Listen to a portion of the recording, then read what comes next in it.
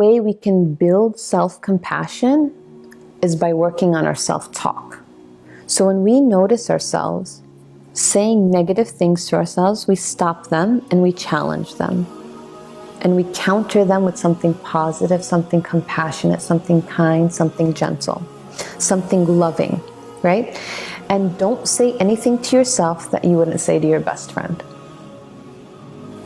You know, the Prophet ﷺ actually advised us not to belittle ourselves. So don't be so hard on yourself. And remember, we're all humans and we were all created to make mistakes. We're actually wired that way. The Prophet ﷺ actually said in an authentic hadith, every child of Adam makes mistakes. But the best of those who make mistakes, what? Rectify their mistakes. They repent.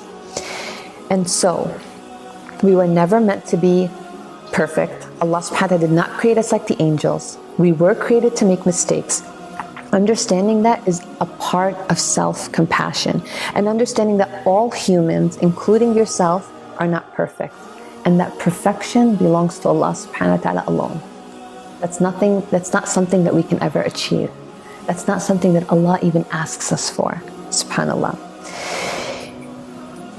And remembering that you are so loved, you are so valuable to Allah subhanahu wa ta'ala. I have a question for you all.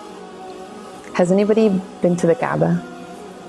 I know a lot of you have because you're my Hajj buddies. Has anyone ever heard, or could you imagine yourself in front of the Kaaba?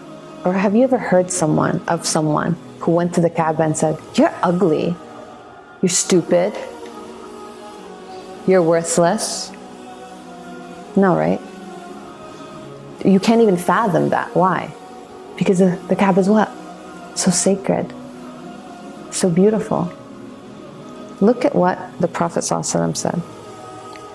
Ibn Abbas reports that once the Prophet ﷺ was looking at the Kaaba and he said, how great are you? How great is your sanctity? Yet the believer has a greater sanctity to Allah than you. Subhanallah. Verily, Allah subhanahu wa ta'ala sanctified you once, and verily Allah subhanahu wa ta'ala sanctified the believer 3 times in this life. Sanctified his life, his wealth, and not to assume anything negative about him. Subhanallah. You're more beloved to Allah than the Kaaba.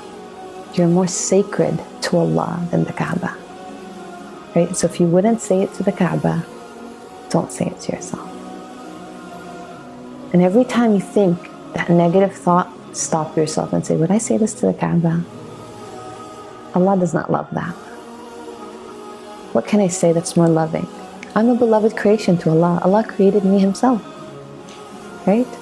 Allah subhanahu wa ta'ala created Jannah for me. Allah subhanahu wa ta'ala, when He created my father Adam, out of honor and respect and dignity, He ordered all of His other creations to make sajda. SubhanAllah.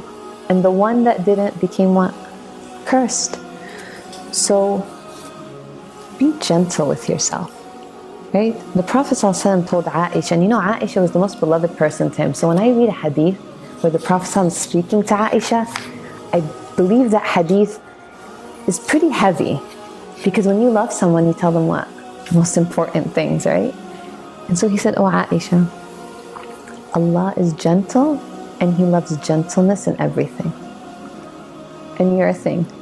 So be gentle with yourself.